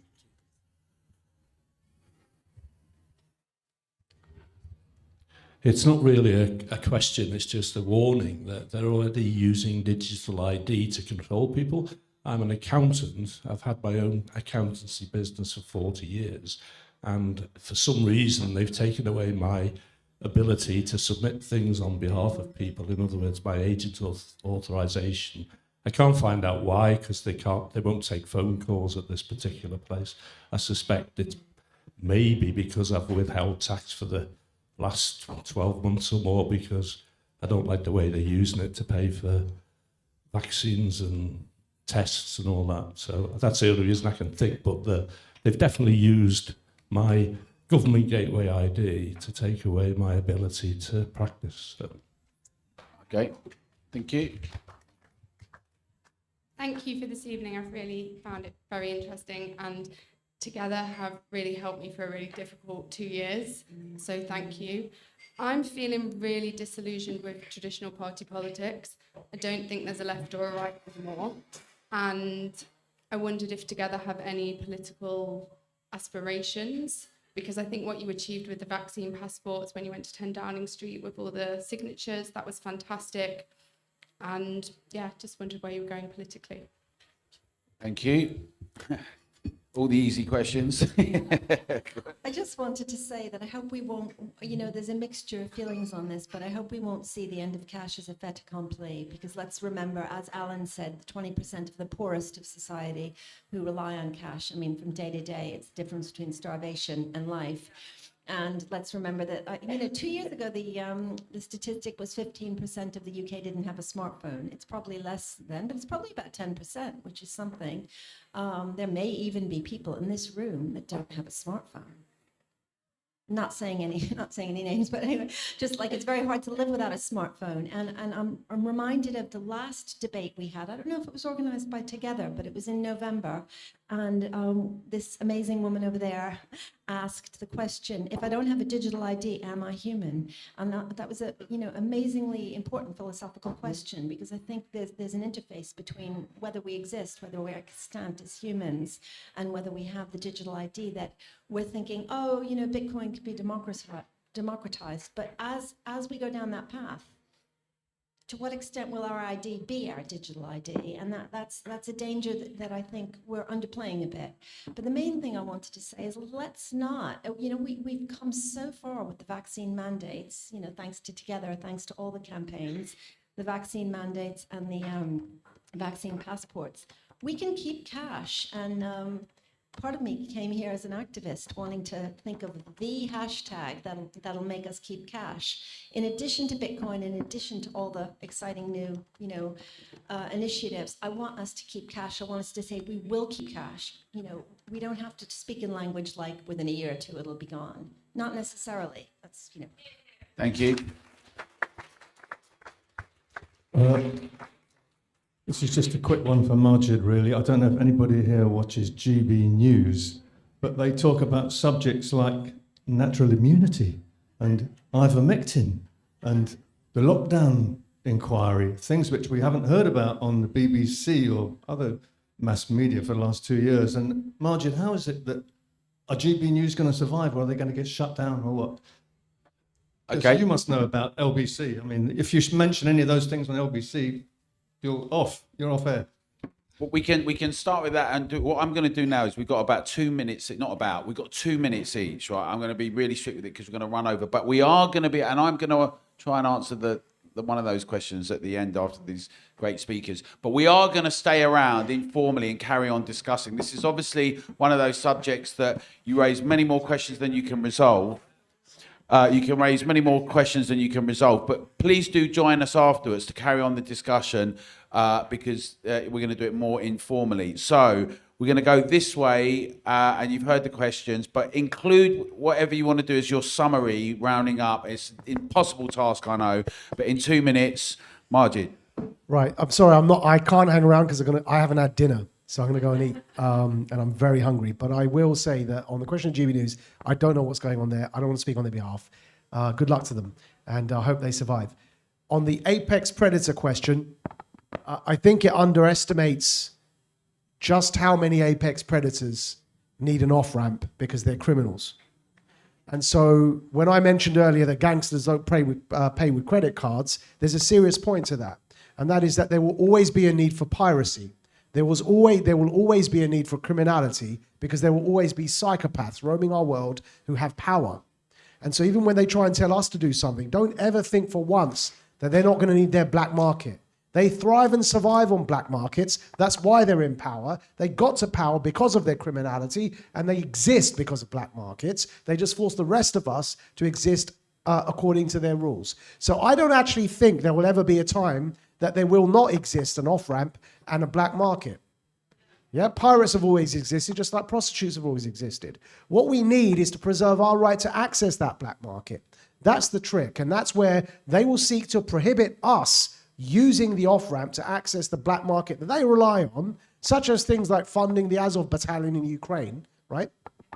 They rely on that. They rely on that black market to fund their own nefarious operations for global political agenda.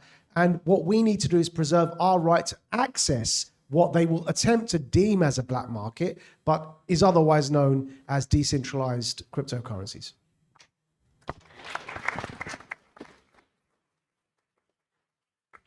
Okay, really important question raised about whether an event would be used to force through digital ID. Well, of course it would.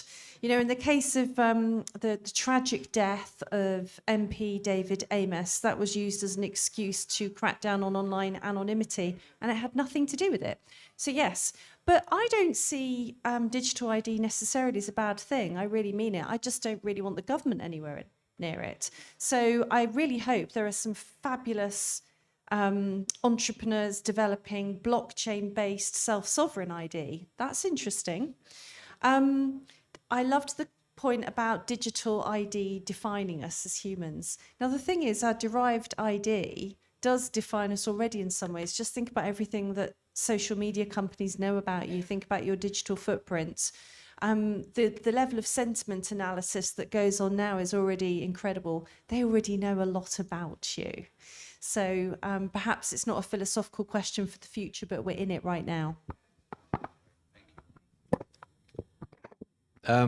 Yeah, just running through quickly some of those things. Someone mentioned a solar event and whether that would take out the Bitcoin network. I mean, I don't know that much about it, but it would probably take out every network, any digital banking system. So I think we'd be in a lot of trouble. The ledger would probably still exist somewhere, and if things came back online, it would come back. People talk about Bitcoin as being the apex predator of money, and that, you know, it has a relentless inevitability that will make it the dominant money network of the world, which I tend to buy into. But, you know, it's still an experiment, and it could still be stopped in certain ways. I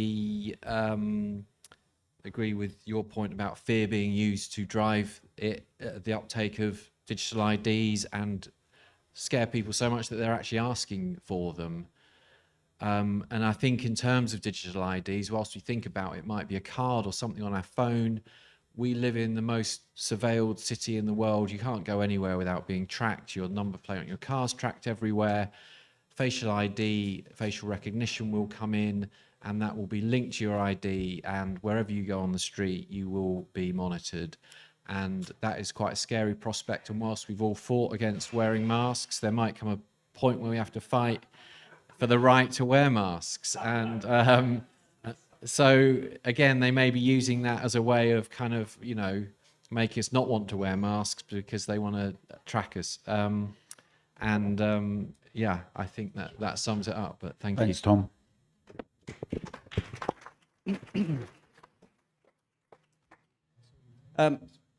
I suppose that the one point I'd like to make is in terms of the question related to human liberty that was asked, you know, that maybe we have fixated a wee bit on an application of digital IDs, because that's pretty much the premise of this event and the subject matter of this event. But I absolutely concur with that point. You know, what the last 2 years has taught us is that the government is not looking after our interests. And we now, I think, have a hostile relationship with government. We believed that we lived in a liberal democracy, a pluralist liberal democracy. We don't. And it's down to us. This is about people democracy. And we have to fight tooth and nail to ensure that our human liberty and our freedoms are protected. And this is the end of the hors d'oeuvre. You know, what we have been through in the last 2 years has given us a taster for the appalling dystopia that could emerge. But we're not going to put up with it again. We're not going to put up with it in the ways that we have put up with it in the last 2 years. And credit has to be given to campaigners like Alan and many of you in this room that have fought tooth and nail to protect our individual human liberty, because frankly, it is the most important thing. It is the most important facet of our lives. our freedoms, and and some type of future for our children, where everything that they do is not being breathed down by the dystopian government of the day, which frankly isn't very different from the previous one. So I would absolutely concur with that point. Let's fight tooth and nail. And on the point of the digital creep, it started to happen when the government a few years ago created an organization called the Government Digital Service. Martha Lane Fox, previously of lastminute.com, was the kind of figurehead for GDS in the early days. And she came up with this term, digital by default. And that was a means by which all government services were made digital. And of course, by definition, it excluded people who didn't want to have smartphones. It excluded the elderly and people who were perhaps unbanked. And we have to ensure that any system that is developed in future by government or any agency appointed by government has to protect the interests of everyone in society and ensure that everyone is able to participate, because anything else, frankly, isn't fit for purpose.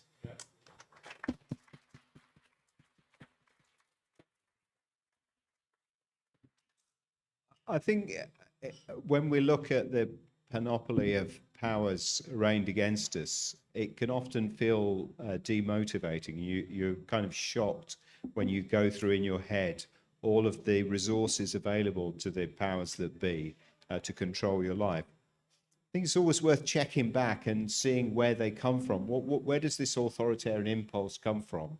I think anybody who watched closely the government that tried to bring in the vaccine passports would have been struck by the fact that they were completely out of control, panic-stricken, couldn't control themselves, that they thought about this digital passport thing really because they were in the most terrible, disastrous position with all the talk about drinks, parties, and all the, they were just ridiculed. We're being ridiculed back and forth.